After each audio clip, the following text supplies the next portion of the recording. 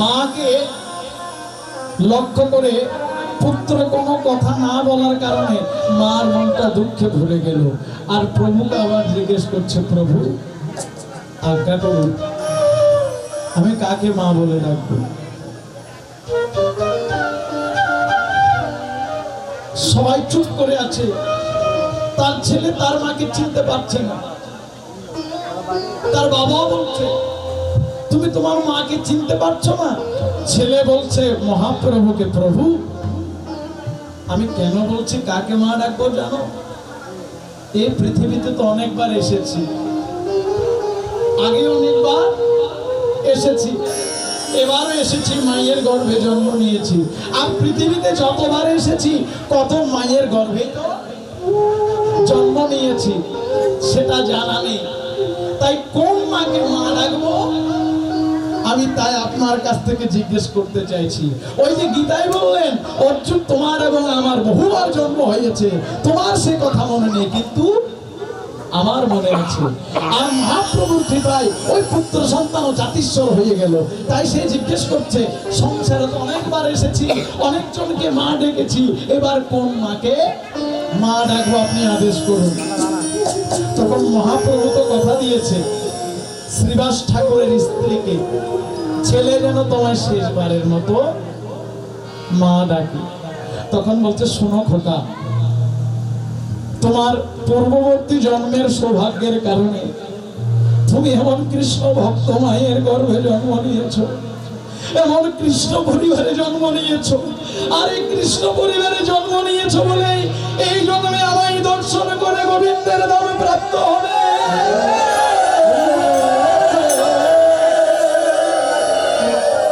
শত জন্মের থাকলে ভাগ্য একজন কৃষ্ণ ভক্ত মায়ের গর্ভে জন্ম হয়। শত শত জন্মের ভাগ্য থাকলে একজন ছেলের, একজন কৃষ্ণ ভক্ত মায়ের গর্ভে জন্ম।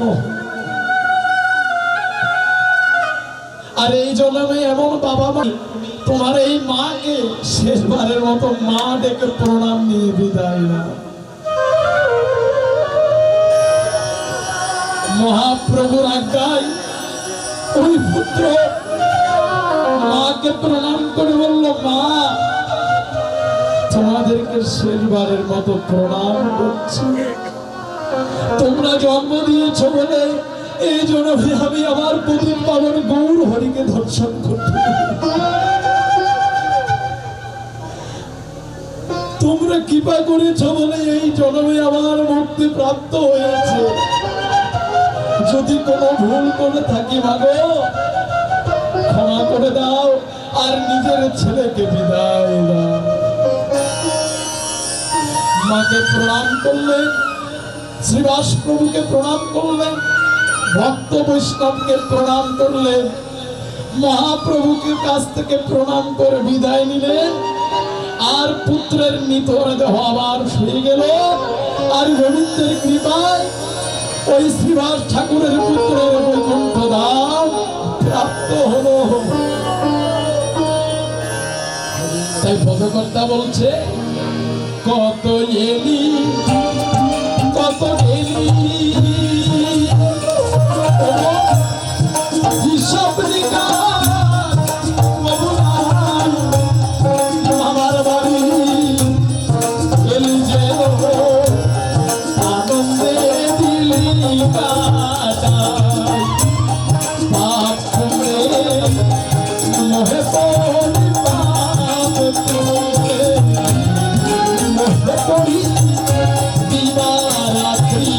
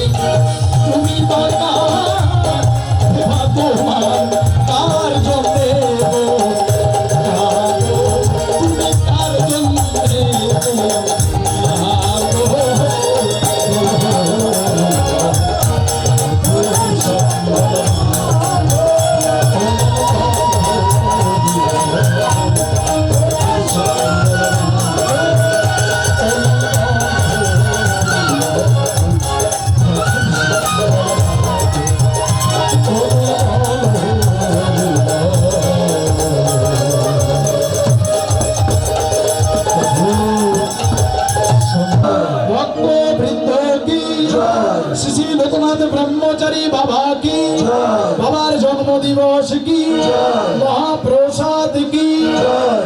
সব অনিত্য সংসার ছেড়ে প্রাণ পাখি চলে যাবে, ভগবানটি কেউ থাকবে না, কেবল তোমার গুরু থাকবে। এই জন্য তো অর্জুনকে বললো তং বিদ্ধি প্রণিপাতেন পরিপ্রশ্নেন সেবয়া, তোমার গুরুদেবকে প্রণাম করো, প্রশ্ন করো, গুরুর সেবা করো। ওর গুরুর কৃপা হলেই তো ভবনদী পাড়ি দেওয়া যাবে।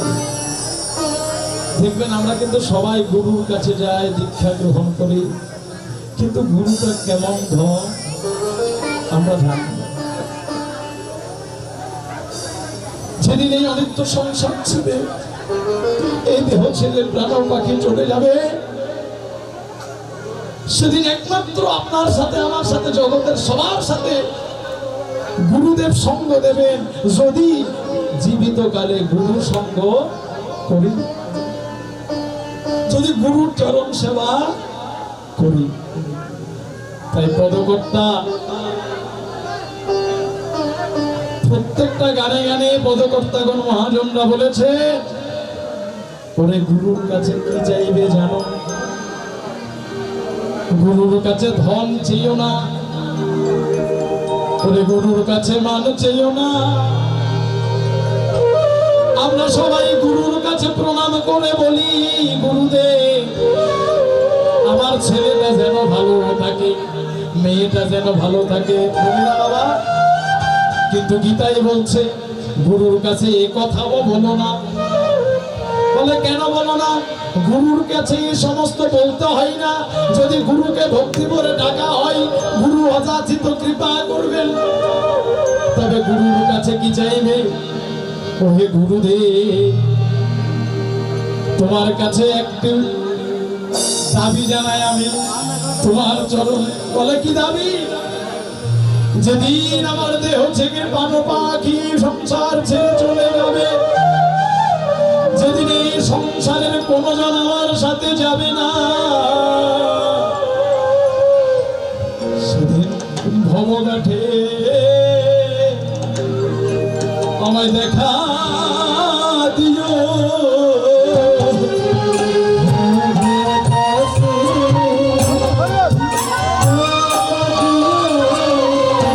আমার ভবঘাটে আমায় দেখা দিও।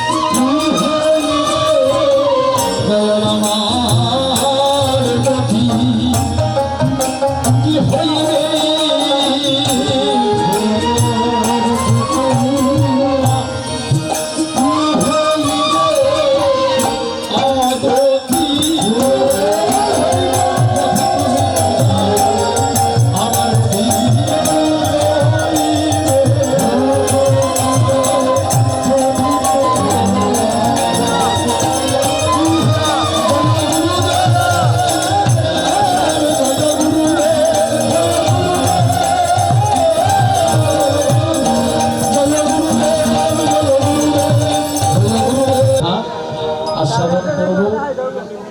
যজ্ঞ অনুষ্ঠানে গেলে কি হয়, ঘোরাঘুরি দিলে কি হয়, তারপর আমি একটি অধ্যায় পাঠ করছি।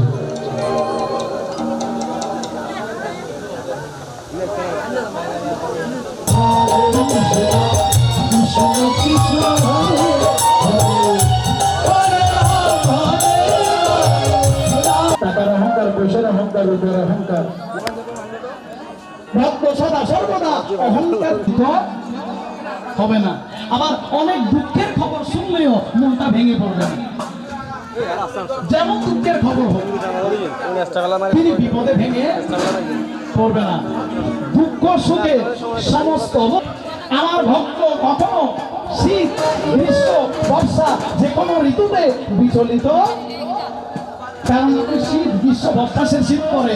আপনি যদি গোবিন্দকে সকালবেলা ভোর কীর্তন করে জাগান, ওরু কাঁদে বেশি শীত করেন, সন্ধ্যা মাথা টানে দিই তোরা যদি হয়তো এটা বেশি গরম করো, বেশি গরম করো, হ্যাঁ বাজেট না। ভগবান আমি বললেন আমার ভক্ত সদা সর্বদা আমার ভক্ত সদা সর্বদা সম। একটা শত্রুকে যেমন আদর করবে, একটা বন্ধুকেও তেমন আদর করবে। আমার বন্ধু আমি তাকে বেশি ভালোবাসবো, বললে আমার শত্রু আমি তার সাথে কম ভালোবাসবো, বলে না এটা হবে না। তখন ভগবান কি বললেন, আমার বন্ধু আর জন্য বেশি দূরাইল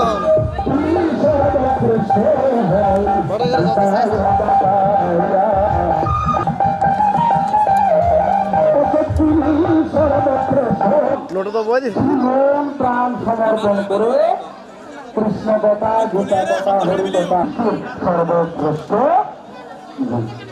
হরি কথা চলছে দিকে অন্যদিকে চলছে অন্যগান। সম্রাট পাণ্ডু কুলদিলে ভক্ত প্রবল, যাকে ধর্মরাজও বলা হয়। ধর্মের রাজা, ধর্ম বুদ্ধিতে যার নামে শিব, তিনি হলে যত বিপদ আসুক না কেন তার মন সদা সর্বদা স্থির থাকে, তিনি কখনো ব্যস্ত হয় না। সেই যুধিষ্ঠির মহারাজ যেটা লাভ করলেন, জয় লাভ করলেন, তখন ভগবান শ্রীকৃষ্ণ যুধিষ্ঠির মহারাজকে বললেন, তুমি যে যজ্ঞ অনুষ্ঠান করলে, যে বৈষ্ণব সেবার আয়োজন করলে, তোমার পরিবারে ভগবান শ্রীকৃষ্ণ উপস্থিত ছিলেন। কত বড় ভাগ্যবান যুধিষ্ঠির মহারাজ, যার জন্য জগতের এত আয়োজন, যার কৃপা পাওয়ার জন্য জগতের মানুষের এত যজ্ঞ অনুষ্ঠান আয়োজন। আজকের এই যজ্ঞ আয়োজন আর সেই প্রাণ গোবিন্দ কৃষ্ণের পরামর্শে যুধিষ্ঠির মহারাজ যজ্ঞ করার জন্য প্রস্তুতি নিচ্ছে। আমার যজ্ঞটা ভগবান বলছে তুমি করবে, আমি তাই হবে। তখন ভগবান শ্রীকৃষ্ণ বললেন যুধিষ্ঠির, কৃষ্ণ বলুন প্রভু বলুন কোন সে বৈষ্ণব? তোমার ওই রাজ্যে ধর্মক্ষেত্রে, কুরুক্ষেত্রের রাস্তার পাশে একটা ছোট জীর্ণ ঘর আছে, ভাঙা চোরা ঘর, যেখানে সূর্যের আলো প্রবেশ করে, পেশায় জুতো সেলাই করে, তার নাম হলো রবিদাস তথা রঘুদাস মুখী।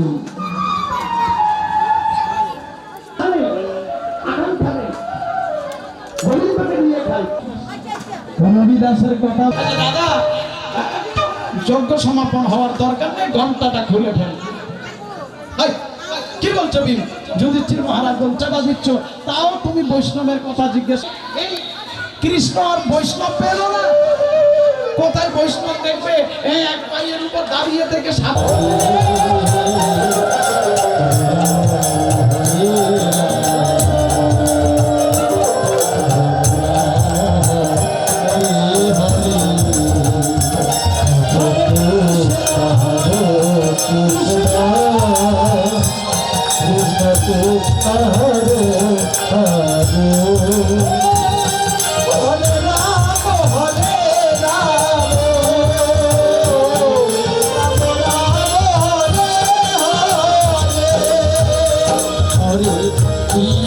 হরে কৃষ্ণ কৃষ্ণ কৃষ্ণ হরে হরে হরে রাম রাম হরে হরে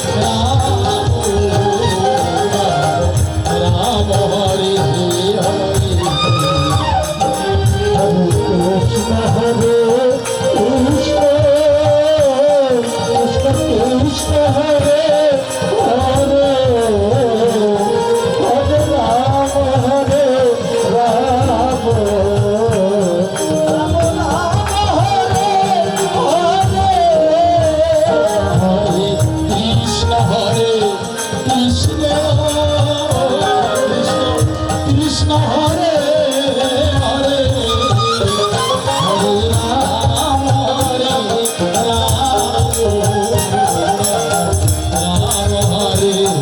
হরে কৃষ্ণ হরে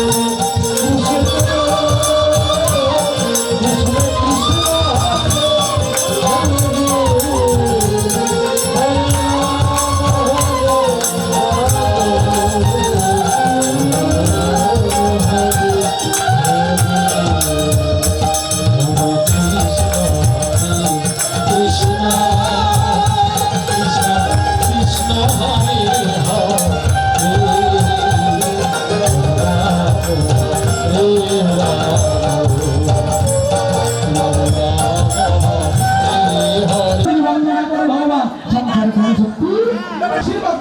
সেদিন কুন্তিরা শিক্ষা দিয়েছিল, কিন্তু ভীমের পুনরায় অত্যন্ত অহংকার থাকতো না। ওই রঘুনাথ সিংহের দর্শন ভীম পেত, আর ভীম পারে নিয়ে নিল। ভীম হা করে তাকিয়ে আছে, আর তখন কি করলো? তারা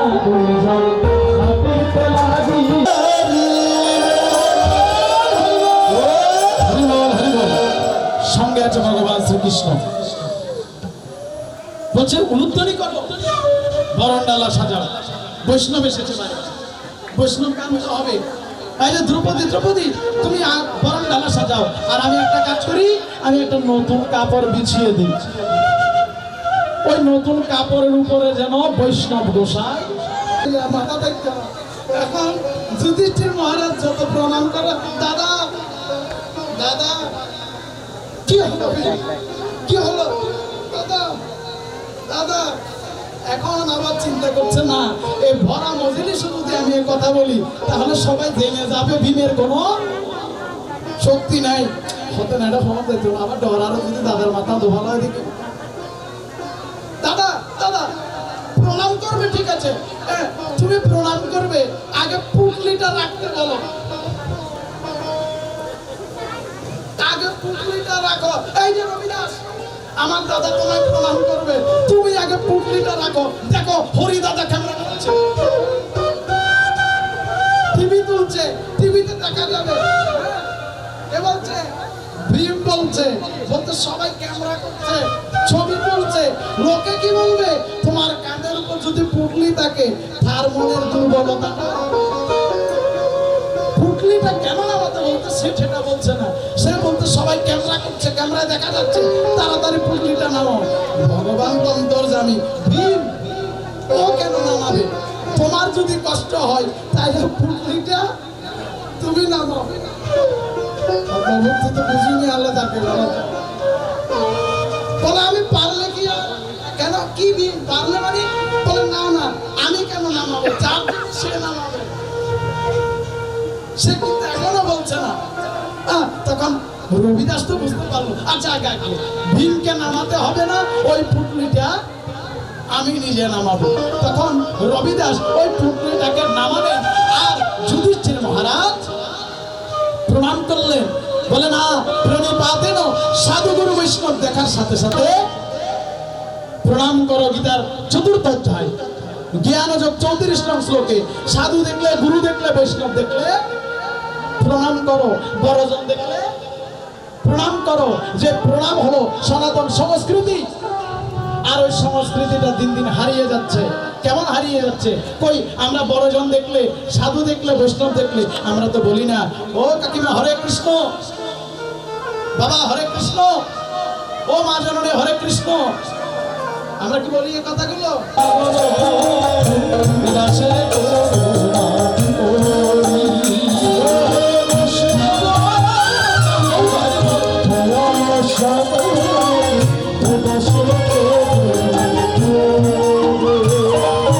আমায় দিয়ে কত ছায়া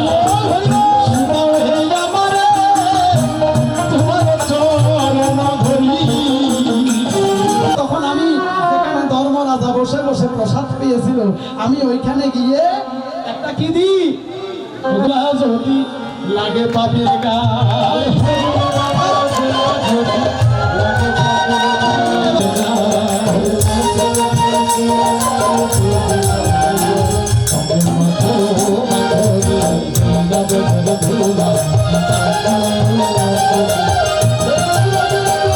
এবার বৈষ্ণবের ধুলা যদি পরে গঙ্গার জলে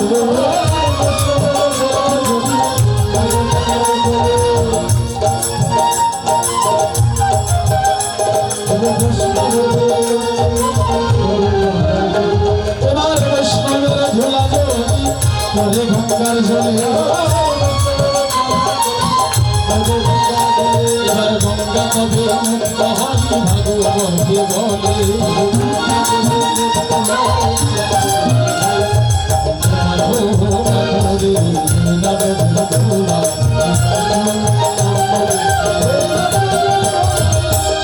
ওই বেজি নেউলে পশু যার জ্ঞান নেই, আমরা মানুষরা তো জ্ঞানী বাবা, বেজির কিন্তু জ্ঞান নেই।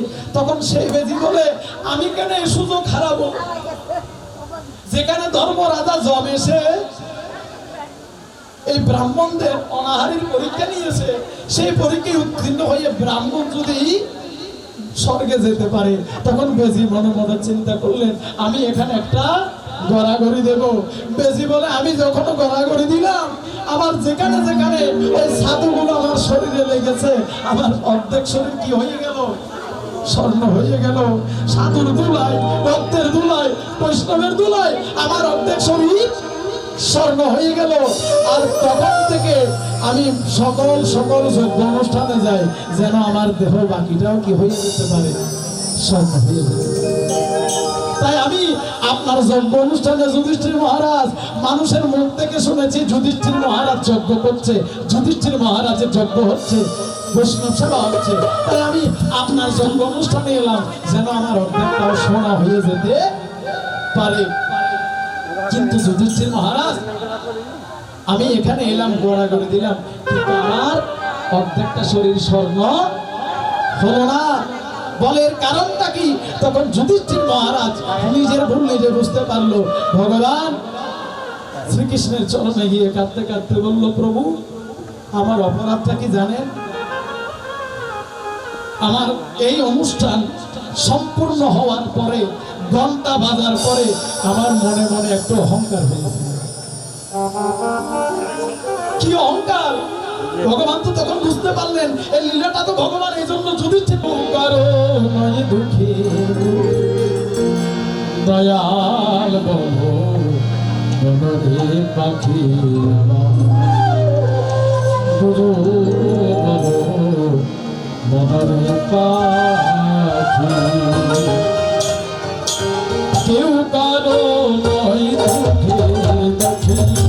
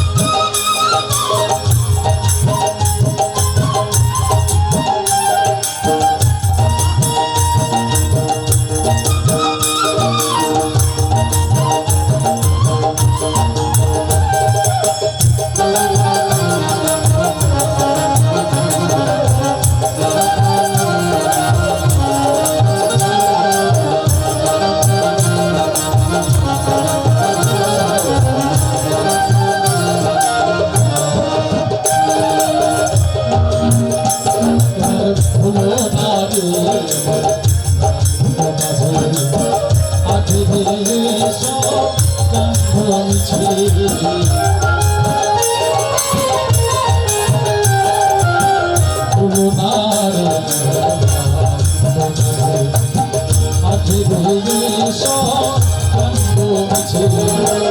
আসতে একা বলু যাইতে একা আসতে একা ভাবে যাইতে একা এ ভগবতীর ফল আছে দয়াল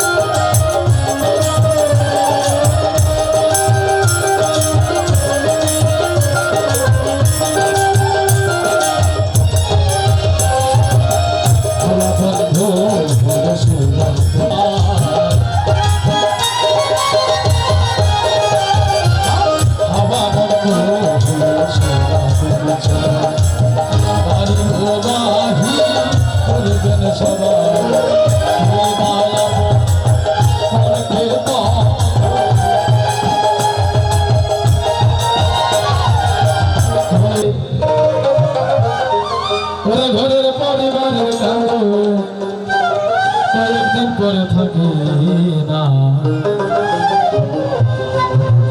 যদি আমার জনম দুঃখী মা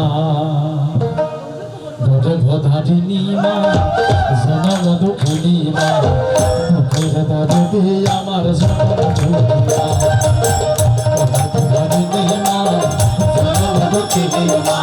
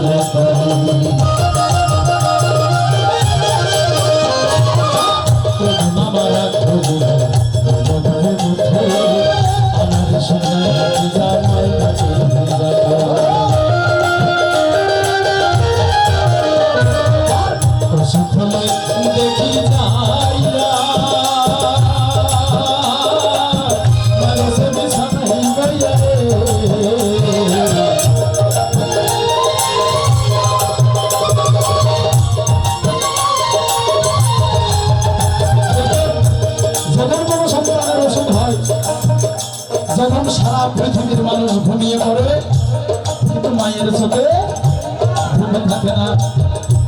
সে মা তার সন্তানকে নিয়ে ওই যে শ্রীনিবাস ঠাকুরের স্ত্রীর কথা বলেছিলাম, এদিকে স্বামী হরিনাম করছে আর শ্রীনিবাস ঠাকুরের স্ত্রী পুত্র পুত্র বলে সন্তানকে বলে নিয়ে বসেছিল আর বলছে, প্রভু আমার ছেলের যত দুঃখ, আমার ছেলের যত কষ্ট তুমি আমায় দিয়ে দাও, কিন্তু আমার ছেলেকে সম্পূর্ণরূপে ভালো করে দাও।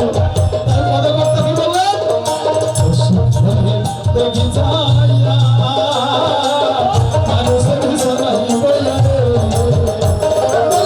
আমায় তুমি লইয়া যাবে, আমায় তুমি লইয়া যাবে সন্তানের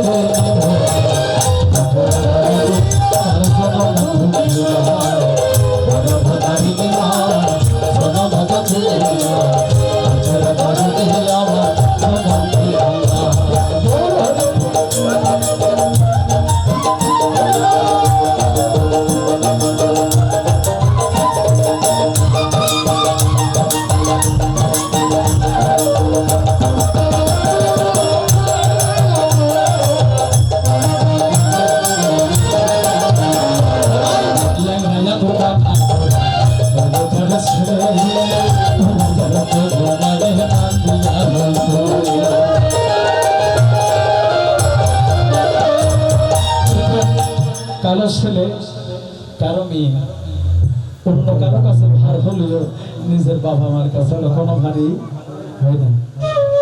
অন্ধ হোক, ল্যাংড়া হোক, কানা হোক, খোড়া হোক, তাও নিজের মায়ের কাছে নিজের ছেলে রাজপুত্র। সেই মা ইহকাল তো ছেলের জন্য ভাবে, মা পরকালের কথা চিন্তা করে আমি চলে গেলে আমার এই ছেলের কি ক্ষতি হবে। কখনো নিজের ছেলে কখনো নিজের মেয়েকে অবহেলা করে না। লেগরা যা তো খানা করে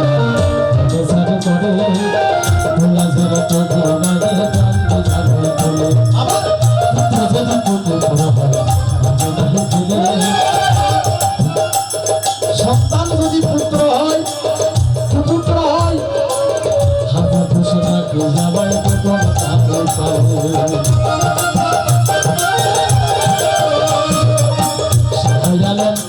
ভেবে সর্বমায়ের চরণ তলে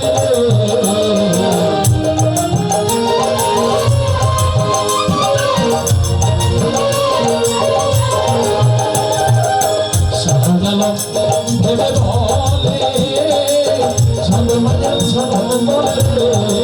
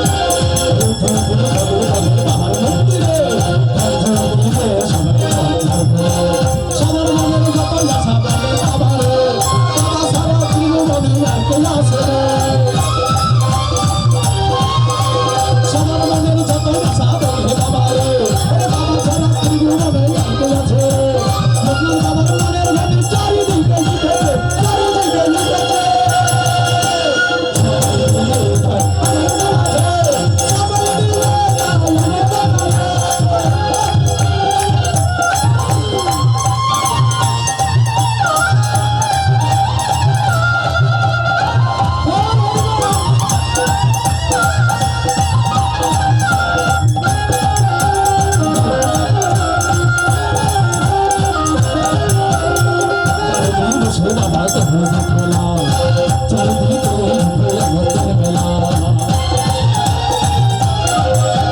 পার্বতী বসে সবাই ভোগে খোলা চারিদিকে বসে ভোগের মেলা বাবার নামে চলায় সবাই মায়ের বাকি সন্ধ্যাবেলা দেখে সবাই সবাই আরতি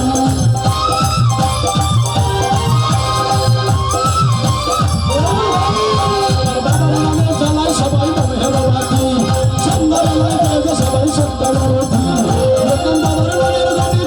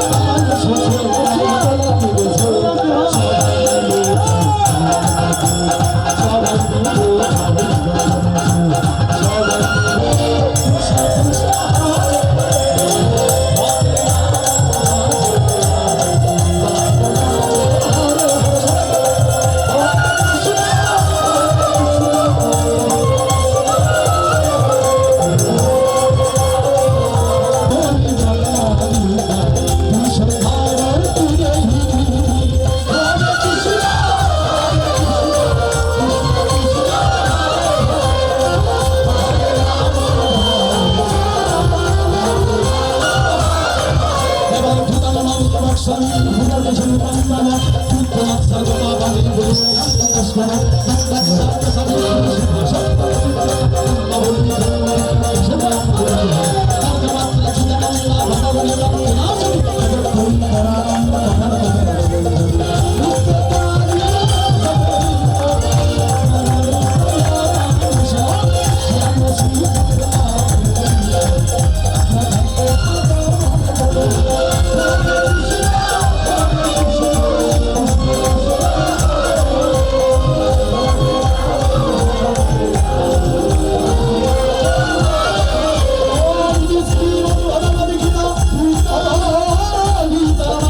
সবাই মিলে সবাই মিলে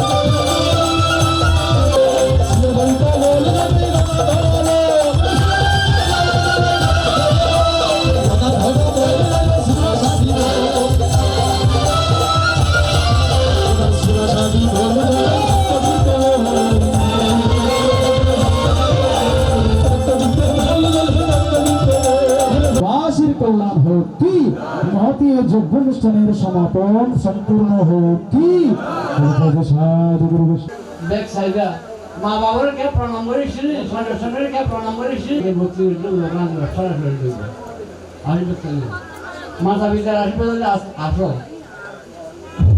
ইচ্ছা অন্তত লোকনাথ বিরাজ করে দেখে এখন কিভাবে আসছি অনুষ্ঠান মাগুলো করেন ওম মাতা অখণ্ড মণ্ডলাকারণ ব্যক্তম যেন চরণ দর্শন দর্শন দশমশ্রী মাথা গুরুচরণ মেরে মাথা গুরুচরণ হবে বোধকে মাথা পিতার তারপর এখন লোকনাথ জ্ঞান সবাই পাঠ করেন ওম শিব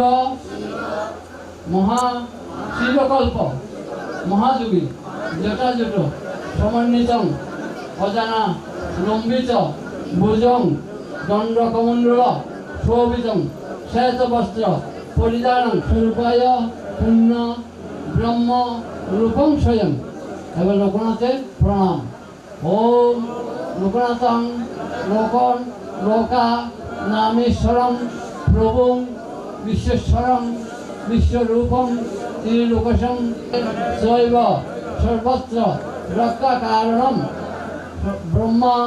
ব্রহ্ম বিষ্ণু মহেশ্বর রূপিণং সর্বগামিনম সর্ব পাপ মোচকং লোকনাথং নম স্বরূপায় শ্রী লোকনাথায় গুরুবে নম ওমেশ প্রসন্দন বিদ্যবত্র পুষ্পাঞ্জলি সায়ুদায়ী স্ববাহানায়ী স্বপরিবারায় সর্বমঙ্গলে ওম ঐং পরম ব্রহ্মণে স্বাহা ওম ব্রহ্মার্পণং ব্রহ্মহবি ব্রহ্মাগ্ন ব্রহ্মণাহুতং ব্রহ্মৈব তেনকং সত্যং ব্রহ্মকর্ম সমাধিনা ওম পরম ব্রহ্ম শ্রী লোকনাথায় পরমাত্মনে স্বাহা ওম ব্রহ্মার্পণং ব্রহ্মহবি ব্রহ্মাগ্ন ব্রহ্মণাহুতং ব্রহ্মৈব তেনকং সত্যং ব্রহ্মকর্ম সমাধিনা ওম পরম ব্রহ্ম শ্রী কৃষ্ণ দেবতায় ওম লোকনাথ দেবতায় সকল দেবদেবী দেবতায় পরমাত্মনে স্বাহা আসন্ন যাব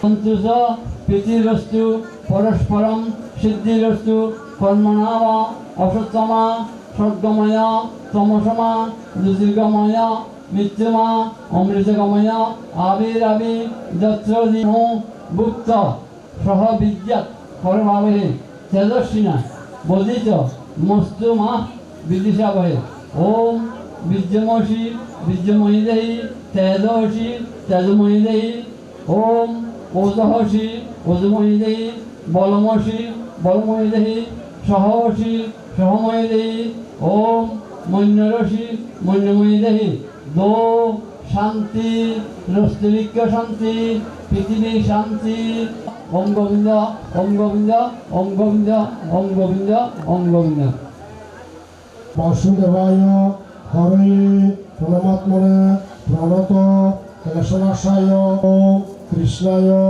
বাসুদেবায় হরে পরমাত্মনে